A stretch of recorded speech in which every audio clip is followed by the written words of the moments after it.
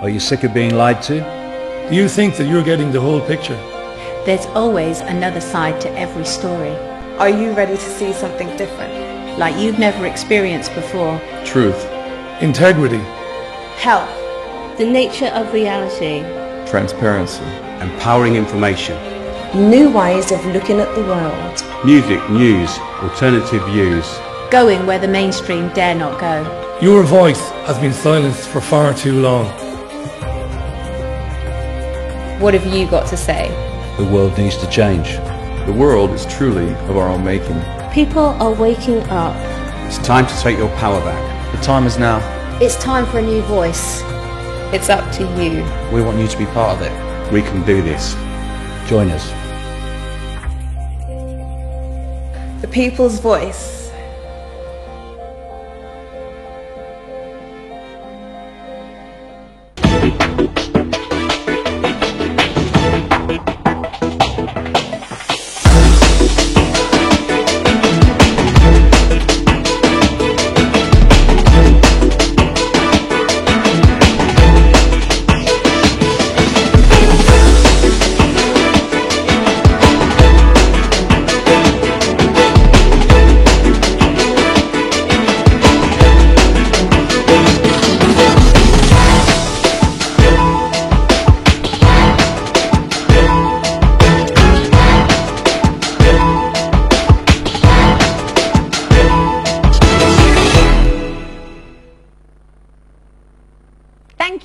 Thank you, thank you. Woo! What a phenomenal response to our first show yesterday. We want to build on that and make Sonia Poulton Live more interactive, more global, and we invite you to get involved by phoning us towards the end of the show on 0203 714 2700 if you are calling from outside of the UK, and we really want you to remember to add 44 and drop the first 0. And again, thank you. The feedback has been phenomenal. We love it. We want to know where we're getting it right. We want to know where, in your opinion, we're getting it wrong. So tell us, please get involved, get interactive. Thank you. Now, my first thought for today on November the 26th, 2013 is yesterday I spoke with Prime Ministerial Aide Alan Senderek. Now, through him, I invited the Prime Minister, David Cameron, onto the People's Voice to discuss, among other things, the impact of the Welfare Reform Act and the dire consequences of our NHS and the Health and Social Care Bill. I explained on the phone and then in a subsequent email that I am actually an outspoken critic of the government's austerity drive, and I welcomed an opportunity to put these criticisms I have to the Prime Minister of England in person. Alas, it was not to be. Today, I received this curt email. Let me read it to you. It says, Sonia, not hi, not hello, not even a comma after the Sonia. Sonia, many thanks for your invitation to the Prime Minister to appear on the People's Voice TV. This is not an opportunity we will be taking up at this moment in time. So, David Cameron, our Prime Minister, is not prepared to engage with the People's Voice even though we are representing the people. It's extraordinary that the PM has shown such blatant indifference to engaging with TPV. Perhaps he needs to be reminded who the bosses are when it comes to his career. And it's us, the people. So just bear that in mind. Now, today I am pleased to say I'm joined by an outspoken barrister, author and intelligence advisor, Michael Shrimpton. The fact that he is still serving at the bar is a considerable surprise to those who are familiar with his views. Pulling no punches, Mr. Shrimpton claims to know a multitude of establishment secrets. Not all I agree with him on, but he's unafraid to share them, thankfully. So I welcome him today. You're not going to see them implicated in Operation Yewtree, Sonia. Operation Yewtree is a classic distraction tactic. What the Metropolitan Police are obviously concerned about is the truth of the Savile paedophile ring coming out. And I respectfully agree with Tom Watson. I'm in the Tory party, he's in Labour, but he's a good man, and I think he was speaking in good faith, and he's quite well informed. He's one of the better informed Labour MPs. Now, the problem with Jimmy Savile was that his paedophile ring was protected from within the Cabinet Office. That is because the Cabinet Secretary of the day, John Hunt, was a paedophile, and so was the Prime Minister Edward Heath. We're going back to the early 70s. Right. Both are now dead, of course. Now, Savile was supplying boys to, teenage boys, underage boys, to Heath and Hunt. That meant that his ring was protected. Because it was protected, Savile had lived with no fear of arrest whatsoever. Right. And any police force that got close to him was effectively pushed away. Right. Now, the problem with policing in Britain is that it was taken over centrally in 1964. Right. The tradition of British police, Sonia, has always been that it's local, and they used to be controlled by watch committees. And these were democratically accountable committees, mostly consisting of local councillors and justices of the peace. They were local, they reported back to, they were independent. And in 1964, we had the Police Act 64. That was a disaster, because the Cabinet Office effectively took control of policing. Now, that's not how it was billed, Right. but there was a famous case called Ridge and Baldwin. There was a mini scandal created over a watch committee in Brighton. Some very unfair accusations are made against the chief constable down there in Sussex. There was a massive breach of procedure. It led to a famous case called Ridge and Baldwin, went to the House of Lords. Every administrative lawyer knows about it. Right. Classic case on natural justice. Now, once the Cabinet Office effectively took control of policing, it allowed them to influence who is arrested and who isn't. Right. And that situation is carried down to the present day. And I've had rows of chief constables about this, and not every chief constable agrees with it. And in practice, chief constables report to the Cabinet Office, not the Home Office, and certainly not to county councils or to their local communities.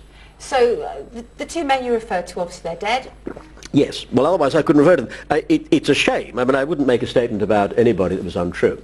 It's a shame that you can only expose misdeeds after people have died. Oh, a big shame. It's a great shame, but that is the law.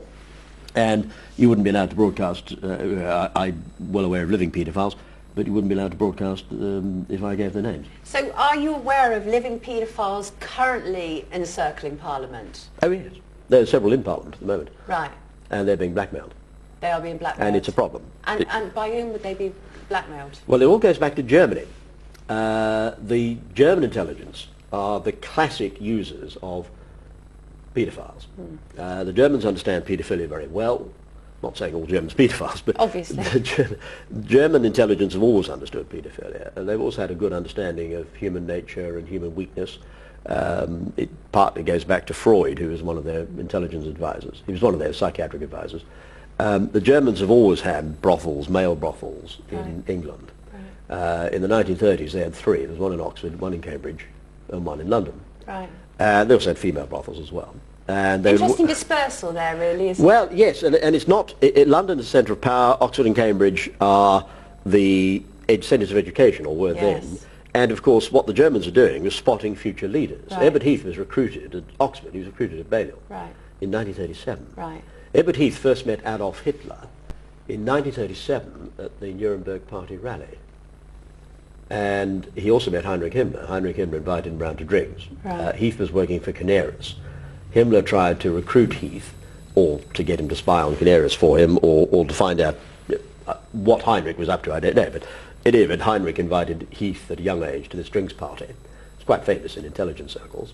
Presumably he was already aware of Heath's proclivities. Oh, yes, yes. He was aware Heath was gay Right. and liked young men, and Heath was already being supplied with young men. Right. Now, one of the young men who accompanied Heath, who's still living, was British. Right. And Heath had a lover on that trip. Right. And his name is known to British intelligence. Okay. So I'm not going to give it, but and I wouldn't anyway. I don't want to embarrass him. Awfully nice chap. Okay. And I've spoken to him. Okay. Awfully nice chap, except for being a paedophile? No, well, this is the young man who is the boyfriend. This is the young man who is... I'm using the word boyfriend. Yeah, exactly. So he's privy, he's the keeper of secrets. Exactly. He's now in his 90s. Fine. But, we're going back 70. Right. We're going back to when he was a young man, so we're going back to 1937. So we're going back. Right. So if you think about it, we're going back some way. We're going back some way. We're going back to a history. One of the nice things about history is that you can often learn living history from people who are in their 80s and their 90s. Right. One of my intelligence contacts is aged 100. and I don't discount what anybody's telling me just because they're old. Right. And Oh if you want no, to- absolutely. If you want to find out what plain fallacy. Isn't well, if you it, want to find out what happened to the Nazi era, talk to someone who lived Well, it. exactly, Well, exactly. I mean, I'm really interested in the whole issue of sort of paedophiles in the establishment. Yeah. Sort of from a personal perspective, because it sort of really affects me on an inner level, you know. Yes. And I've written quite extensively about it and broadcast about it, and I've actually interviewed survivors. Yes. Well, David Icke's done some good work on this too. Well, indeed, but you know, one of the interesting things, I mean, it's interesting that you mentioned Heath, because actually in one of David Icke's earliest books, The Biggest Secret, he actually referred to Edward Heath and Yes, he did. on Jersey. And it was Heath was made aware of these allegations 7 years before he died, and he did absolutely Well, he nothing couldn't. about They're it. true. There's no law. There's a common misunderstanding. There's no law against telling the truth. Right. You can expose. David was courageous enough. David Icke was courageous enough to expose Heath when Heath was still alive. Right. Took a risk, obviously. Yes, well, big risk. It was a big risk, but it was a fair risk because he was telling the truth. But was it also really easy for Heath to sidestep what David Icke had said, because David had already been portrayed in a certain light anyway? We can dismiss what he's saying. Do you think that there was a degree of that? Yes, I mean, Heath would have been advised, I imagine, A, not to sue for libel. Right. But, partly because what David Icke was saying was true. Right. It's a huge mistake. If you go to a solicitor and say, look, what this chap is saying is true, Right. it's not libel, any good solicitor or good barrister will tell you, don't bother suing. One of the problems in legal cases is that the truth has a nasty habit of coming out. Right. Because, you know, the accusations against Edward Heath are shocking. I mean, when I first heard them, I was, well, Oh, I yeah. mean, really incredibly shocked. This whole idea that these children are being taken Yes. from Hope de la Garenne to his boat, Yeah. you know, basically sodomized and all manner of awful, Yeah. horrendous things happening to them. They were murdered, Yeah. thrown overboard and done and dusted. Yes. That sounds like an accurate account to you. Yes, that's what I happened. mean, that is just extraordinary, and that is our former British Prime Minister. Yes, who took us into the European Union. Right. Well, that's why we ended up in the European Union. Right, because we were exactly. being blackmailed. Expand on the right. Okay. Now, the problem, from an intelligence perspective, and I got into the intelligence game really in the Pinochet case, going back to the late 1990s, the problem with paedophiles, if they're politicians, if you're abusing a boy of, say, 14, Right. and some of them as young as 14, if you're sexually abusing a boy of 14 years old, that boy will recognise you if you're famous. Now, Edward Heath was then leading the opposition Prime Minister. So the boy would know, be old enough to know who was abusing him. We had this problem with Madeleine McCann as well. Even at 4, she was old enough to recognise, or would have been old enough to recognise, who was abusing her. I mean, obviously, this is a hot potato for us. We, last night, had an interview from South Africa with a South African businessman by the name of Stephen Burt, who has spent in excess of £50,000 on the Madeleine McCann investigation of his own accord. And it is highly controversial, obviously. Yes. And I know that you've talked about Madeleine McCann before within this same term of reference. Yes. And I just, I mean, have you not been threatened, you know, Yes. in any way, shape? You have been threatened. Who threatens you, Michael? Oh, Thames Valley Police. Okay. There's been a whole series of incidents. My house has been raided. Right. The report I did on Madeleine McCann was seized from my house. Was along it? with the script, along with the text of my new book, Spy Hunter, which caused some delay. And who seized it? Thames Valley Police? Yes, on instructions of the Cabinet Office. And you've not got it back? Oh, I haven't got the book. I haven't got the electronic copies they seized back, but I'm not Right. stupid. I had backed the book up offshore. Right. There's no law against telling the truth. There's no breach of law in publishing a book. And a barrister would know this. Yes. But Yes, I did. I used to. I haven't read newspapers for libel, Right. but I have been consulted by those barristers who do. Right. And I have expressed views on articles prior to publication as to whether they should go ahead or not. Just informally. So yes, I read the book for libel as I wrote it. Right. I read it from a lawyer's perspective because I knew how a lawyer would look at it when it went in front of a publisher's lawyer. So there's no problem with the book. The problem is it tells the truth. The Cabinet Office is a bit nervous. I mean, one of the things that strikes me about you is you speak with an absolute confidence and certainty about what you're saying. Well, that's because it's true, and I have the source. Well, that's because it's true, and Right. I have the sources to verify it. Well- It's easy to be confident if you're telling the truth and you've verified it. But you sort of, you sort of release it as if you're sort of quoting a shopping list, as if it's no big deal. And I mean, I find that really interesting because I love how candid you are. But you say that the Thames Valley Police raided you under orders of the Cabinet Office. Well, it was referred to it's actually since come out that the Cabinet Secretary, the Cabinet Office were consulted before the raid went ahead. To do with Madeleine McCann raid? No, I think, well, Madeleine McCann was part of it. I think it was mainly to do with Spy Hunter. Right. There was also a big issue about a threat to Olympic security in which German intelligence was involved. We had a missing nuclear warhead. Right. So there are a number of things that went down. But from the time I got involved in the I survived an assassination attempt in '99. Right. The bad guys, having failed to knock me off, then switched to false accusations. Do you know who attempted to assassinate Yes, him? it was a German agent called Boris Laputin, who was a Russian national but working for the German DVD. And of course he paid the price of failure, so he's no longer around. Okay. He tried to murder me in a hotel in Piccadilly, poisoned me. Right. But I survived, by definition. Clearly! I'm still here. And hooray for that, But you notice I drink a lot. I say I drink a lot. I didn't drink huge amounts of alcohol. I'm a barrister. I don't drink more than the average barrister. Right. So no more than 30 units a week. I'm not quite sure what that... Oh, okay, fine. So we all say 20 to our doctors. By 20, when a barrister says 20 units a week to the doctor... Yes, it's like 30. smoking, isn't it? Now? I only smoke 10 a day, actually. You were a chain smoker on 80 a day. Exactly. Yes, no, a bottle of port a week, yes. But I drink a lot partly because my esophagus was damaged. I was poisoned and I had acid reflux. I had a condition called gastroesophageal reflux disease, which I didn't know. I was saved by the NHS, Sonia, because they hadn't diagnosed it. Right. Therefore, the Germans didn't know about it. Right. So when NHS medical records are all computerised, and they're all accessible to the German operation in London, which is called GO2. So when GO2 reviewed my medical records, they didn't know about the esophageal reflux, because I didn't know about it, because the doctors had failed to pick it up. What that meant was the poison was actually attacked by acid in the esophagus, because I was poisoned over dinner. And, well, it was, but I thought I was about to snuff it. I actually fell unconscious on the floor of my head. It's all the Spy Hunter. At about 3 o'clock in the morning, I've been throwing up, obviously, without going into details, violently. I was absolutely exhausted. People don't understand this, but you really exhaust yourself if you're very ill. Well, of course you do, absolutely. It's sort of emotionally and physically draining all at the same time. I thought I was about to snuff it. Oh Lord, yes. This is obviously food poisoning. Right. And I collapsed unconscious halfway out of the bathroom, crawling towards the telephone to ring for an ambulance. Did you make the connection quite quickly? No, I collapsed unconscious. I woke up bright as rain. I was very sore, but I was bright as rain. No, did you make the connection of what had happened to you quite quickly? Yes, but it was not me who made the connection. It was the CIA who made the connection. Okay. Because the NSA and GCHQ had been monitoring the phone calls. Right. And the CIA had been watching Laputin, working with MI5. I assume MI5, but the CIA, this is all done in a penthouse belonging to a famous person on Park Lane. I won't say whose penthouse it was, because that might implicate them in an attempt to murder me. Okay. Well, we definitely don't want that. I don't want that on my No, we don't want that. A well-known person's penthouse on Park Lane. I had been instructed by a very reputable firm of solicitors. Right.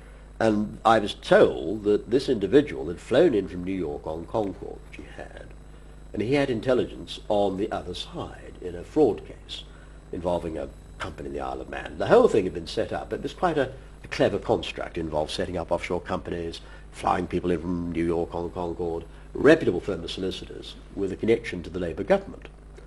And, in fact, the firm of solicitors had a connection to a former Labour law officer who I'd known. Because I used to be in the Labour Party. I was a Labour candidate. I was the site of Labour law. For your sins? Yeah, for my sins. And I knew Lord Elwyn Jones. And this man, this firm of solicitors had a connection to a friend of Elwyn's. Right. So my guard was down. I mean, you're deep in the establishment, I was deep in the establishment, yes, and my guard was down. I really wasn't thinking that somebody was about to knock me over. Right. And I rolled up. Ooh, they call you at a vulnerable moment. Okay. I rolled up not knowing this chap was also doing some arms deals for, this was 99, I think it was something to do in the Balkans. There was some very dodgy arms broker had preceded me to this particular penthouse. Right. And I rolled up to this penthouse in Park Lane, wholly innocent of any knowledge of an attempt to murder me. And the CIA were monitoring the penthouse and said, hang on, what's Michael doing here? And they tried to reach me on my mobile phone, but I'm a very polite chap, I'm a barrister. I don't go around my mobile phone on. If somebody's invited me to dinner and we're having drinks in his penthouse before I go around to dinner. No, indeed. I don't leave the mobile phone on. So the CIA were reaching Heaven me. forfend! Hi to bad manners! Well, hi to bad manners. So they were trying to reach me on the mobile. Of course, it switched off. Right. They couldn't warn me. Right. And they rang me the following morning because they were monitoring calls in and out to the penthouse. Right. And there were calls from Munich. German intelligence is headquartered in Dachau. Dachau were ringing GO2 in London. This chap was ringing back to Dachau, apparently, and ringing into GO2 at Vauxhall Cross. And there were all sorts of silly conversations about Shrimpton is kaput, ja, he is kaput. The following morning, the CIA ring me to find out how I am. And I said, well, you don't normally... I worked for you for a couple of years, never worked with you for a couple of years now, I've never worked for the CIA, but I've had dealings with them.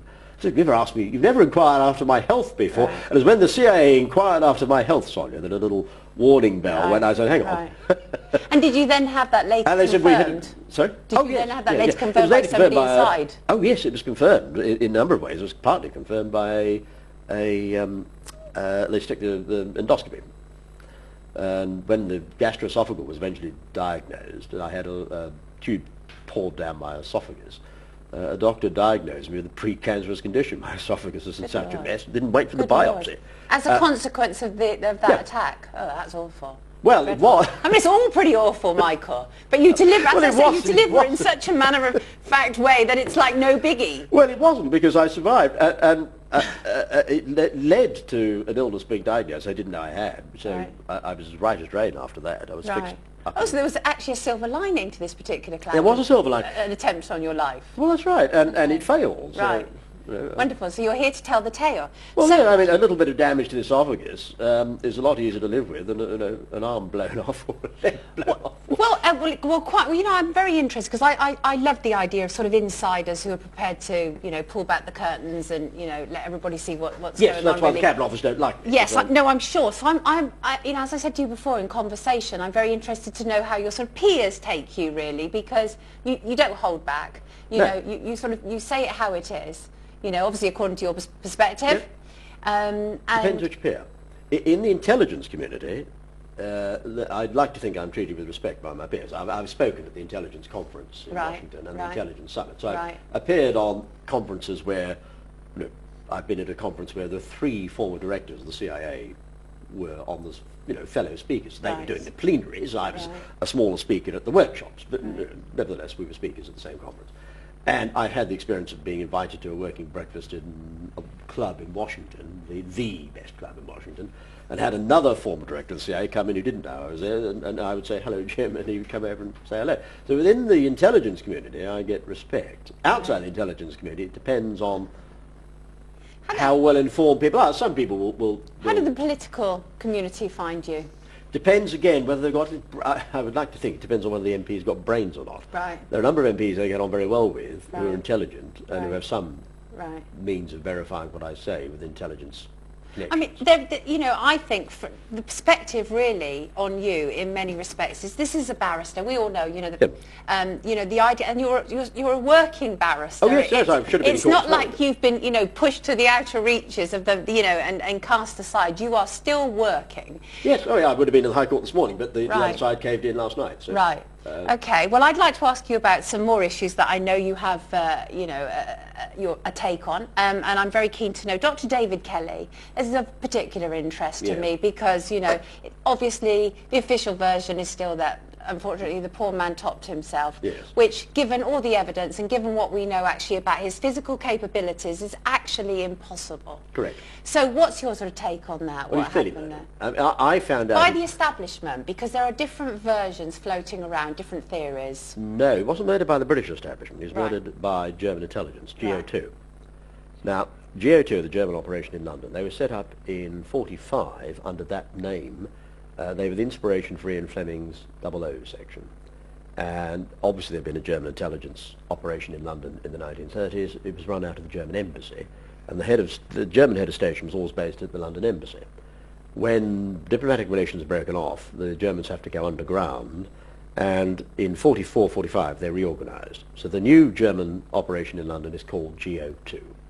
It's now headquartered in Vauxhall Cross, but it's a very secret section of Vauxhall Cross. MI6, a lot of MI6 officers don't know it exists.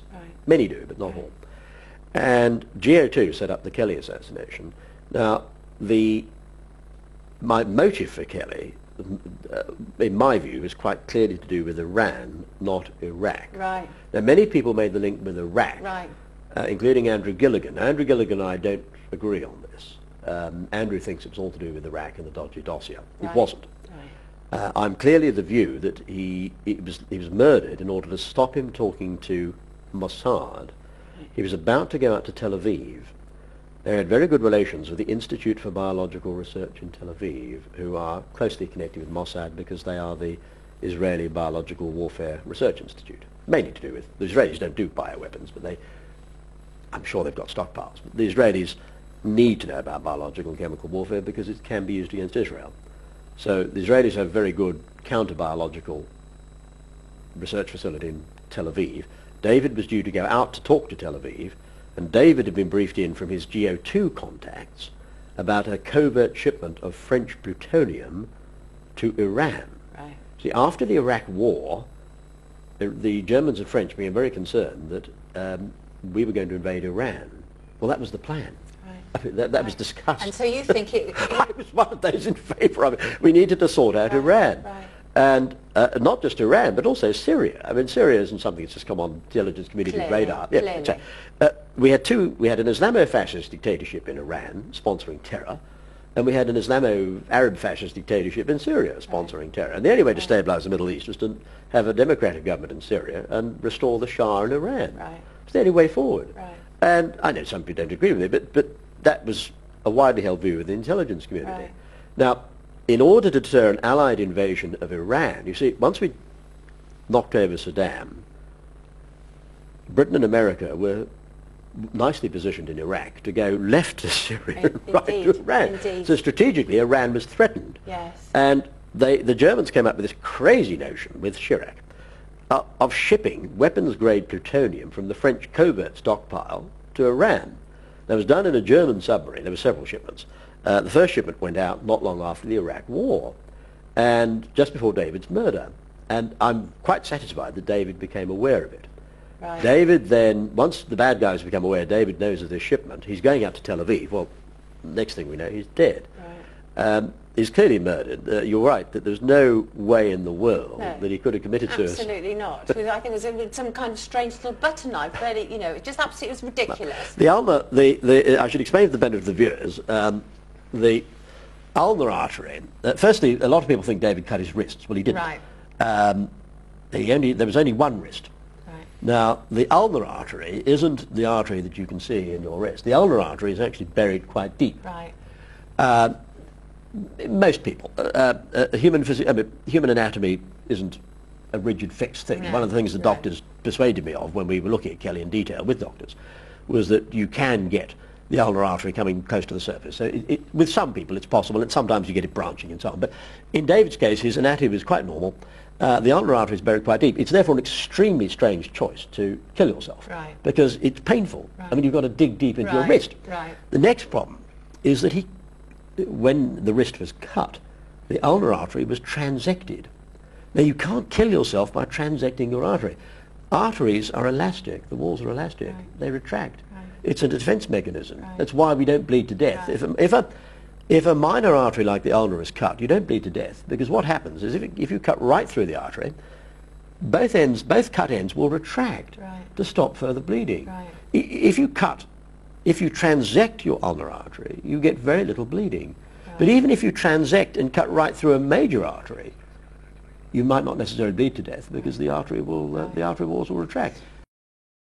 It's when you get damage to the artery and it's not cut right through that's the problem. If you really want to kill yourself, not that I'm encouraging anybody to do it, but if you really want to kill yourself, you cut longitudinally along the artery. Well, do you know what I find really interesting? The truth is that when we start to unpick these situations, whatever they are, often they don't bear up to any decent scrutiny at all. Is this deliberate? Do you think it's deliberate? It's almost like laughing in our faces, where it's almost like this whole in plain sight type of thing. Yes, exactly. I mean, no serious doctor could possibly think Right. that David Kelly committed suicide. Right. And a number of doctors have been courageous enough to come forward to say so. Now, when I worked out the Kelly assassination, I worked it out with a coroner. Right. I mean, I was sitting as a judge at the time. Right. One of the key conversations I had was with a coroner, because the coroner knew that he'd obviously been murdered. Right. The coroner and I were sitting down having a conversation just over a cup of coffee, and we were both judges, both judicial officers. And it was he who came up. I won't mention his name because he's probably still sitting. I don't want to cause him to be unsat. Goodness no. Goodness no. But he made the point, Michael, that the artery cut clearly didn't kill him. It was to disguise a puncture wound. And that made complete sense. As soon as you said it, I thought, of course. So it is in plain sight kind of stuff. Exactly. There was clearly a puncture wound, and an artery cut like that, particularly a deep cut, very good for disguising the puncture wound, because then the pathologist doesn't pick it up. Do you think truth's ever going to come out about David Kelly? Yes, it's in my book.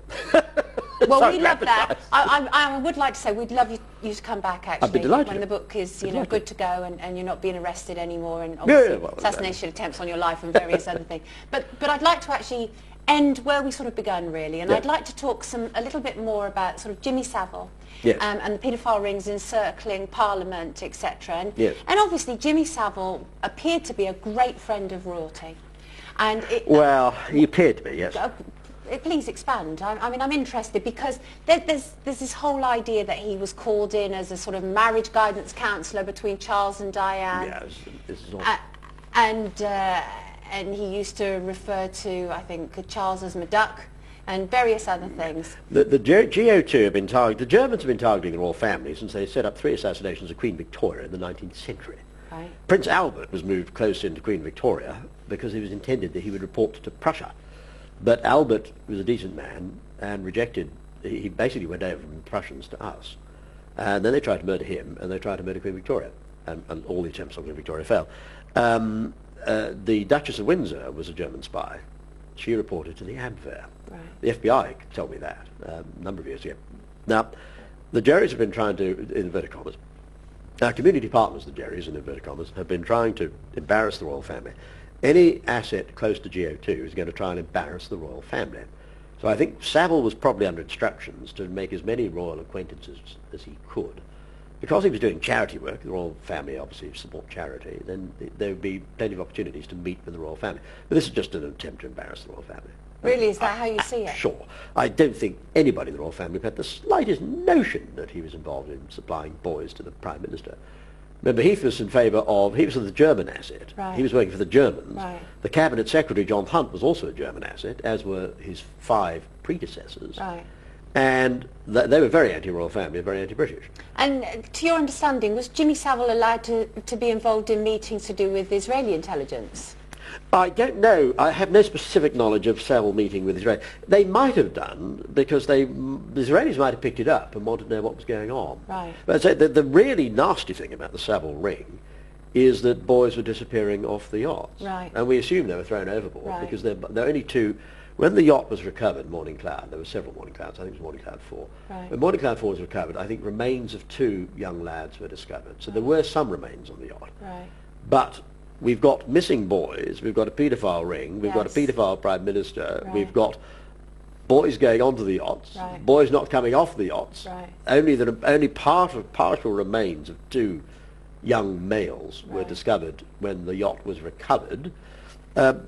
The implication is clear, Right. that they were being murdered and thrown off the side of the yacht. So Savile was procuring these children? Yes, Right. and must have known. And for Must have known they other weren't people coming within back. Parliament, must have known they weren't coming back? Well, he must have known, because he was only taking boys to the yacht. Right. There was another man involved who's still alive. I'm not naming So him. would that have made him a sociopath or a psychopath? I think he was a sociopath, but I'm not a quack. You really want a quack on the show, not a barrister, to talk about whether he's a sociopath or a psychopath. Yes. He was bad news. Something not right. He was a rotten apple. He was a... Do you think he was particularly, bad egg. aside from obviously procuring children for members of Parliament, do you think he had any other sway within Parliament?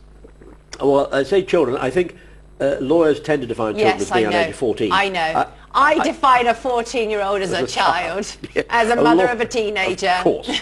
All mothers would. Yes. And it's quite right that mothers Yes, should. and fathers. And fathers. Lawyers tend to... Right. The Stick to definition, the law. The traditional definition is the Children and Young Persons Act. A child Right. is under the age of 14. Right. I don't think any of the boys are under the age of 14. We're talking 14, 15. Right. But I'm not defending what he did. I'm No, merely of course being not. accurate. Of course not. The ages of the boys were mid-teens, not young teens. Right. It's much more difficult to Right. kidnap a young Right. child under the age of 14 than it is someone a Right. bit older. But they were and being a bit more kidnapped, freedom. molested, and then murdered. Kidnapped, molested and murdered, absolutely outrageous. Pretty horrendous. And I pay tribute to the work of Jersey police, Right. because the Jersey police realised there were missing boys. Lenny Harper. Yes. We will be talking to Lenny Harper this week. Good. That's well, the plan. Please give him my professional admiration and congratulations Will for do. the job that he did. Will do. He was absolutely right. What nobody ever told him was about Heath. He was never told about Heath. Well, that's right, because in our research, he's not aware of... No, he So never that told about absolutely and never told ties about in. Hunt. Right. And now, hopefully, he's a good copper. Right. And I respect good coppers. I Right. mean, obviously, he wouldn't work. He wouldn't get any far. He wouldn't get very far in Thames Valley Police. He's a good copper. He knows how many missing boys he's got. Right. And now we can... Right. And he was at one point digging up the grounds of Hope de la Grande. Well, that was perfectly reasonable. Yes. Perfectly reasonable to think we've got missing boys. They've probably been murdered. There is a paedophile ring going on. Let's dig up the grounds of the children's home. Right. Well, yeah, why not? Yes. I mean, that was a logical place to start. Yes. What he didn't know was they were going on to Heath's boat, the Morning Cloud. Yes. Had he known that at the time, Yes. I don't think he'd have wasted time digging Yeah. up the grounds of Hope de la Grande. Right. And remember, in Jersey was the one part of the home islands. It's not part of the United Kingdom, but it's a channel. It's a crown dependency. But Jersey, along with the rest of the Channel Islands, are the only part of the home islands that were occupied by Germany in World War II. The German intelligence connection to Jersey is very, very deep. It goes all the way back to the war and before. And Jersey has always been used as a main offshore financing centre for German intelligence. Right. A lot of high-yield offshore trading is done in Jersey, and still is. And there are players in Jersey involved in banking, and no doubt in the government there, and in the Parliament. There are major players in Jersey who are aware of the offshore high-yield trading, know that it's organised from Frankfurt, Right, and right. know that Jersey is a very key little jurisdiction. Let me throw something at you, just quickly, because we're going to wrap this up, but you are going to come back, which will be wonderful. Look forward to it. And I look forward to it too, but I obviously... apologise, but I have a cold, so I'm not you're wonderful. It's just, you're really... I'm not in full form today. I'm all for people just expressing themselves. That's my thing. You know, express yourself, get it out there. But, you know, one of the things that strikes me, obviously, is that you will have critics. I know you already course. have critics, because we all do, certainly if you're No, outspoken. the last thing I need is more critics. But, you know, many people could say that you're a form of controlled opposition. You know, that you're sort of being trotted out to say these things just so that only so much is put out there. No, I speak the truth as I see it. I can't tell your viewers I'm going to be 100% right all the time. It's not possible. Right. In the intelligence game, you can't be 100% right all the time. Right. But I speak in good faith. I tell the Right. truth as I see it. Right. And nobody tells me what to do. When you rang me, whenever I didn't have to Indeed. report to control or That's ring up somebody in the cabinet office and say, can I come along and talk about these things? I speak the truth as I see it. Thank you. And if we're going to clean up our society, and our society needs cleaning up, then somebody at some point, and David Icke, I congratulate him because he too has spoken the truth about these matters, somebody has got to start somewhere Right. telling the truth. And it's agree. only when the truth is told that that's absolutely the starting point. When the truth is out there, then we can move forward into cleaning things up, shutting down GO2. I agree. Thank you, Michael Shrimpton. Pleasure to be on the show. Look forward to seeing you again soon. I look Take forward to it. care. Thank Thank you. Well, that was outspoken barrister Michael Shrimpton, who joined me earlier today, responding at great length actually to the initial question I asked him, which was in reference to MP Tom Watson, who stood before the House of Parliament around about this time last year, before David Cameron, and said that there was suggestion of a paedophile ring encircling Parliament, and David Cameron ordered that there be an investigation into this, and a number of investigations were set up. And as as to date, we've not yet actually seen any member of Parliament be implicated in any way whatsoever to paedophile rings, although we have seen an interesting series of 70s entertainers. So, but the thing that I would like to say very much in response to what Michael Shrimpton has just said, and I am grateful for him being so open and honest from his perspective, is that we at the People's Voice, certainly I don't necessarily agree with everything he said. I happen to believe that Jimmy Savile's relationship, you know, with the Royals was probably a great deal deeper than Mr. Shrimpton believes, and I think that there are questions over David Kelly's death and indeed German involvement, but you know, everybody is entitled to their opinion, and that is what we welcome on the People's Voice. So I'm grateful for that. Now, I'd just like to give you a little heads up.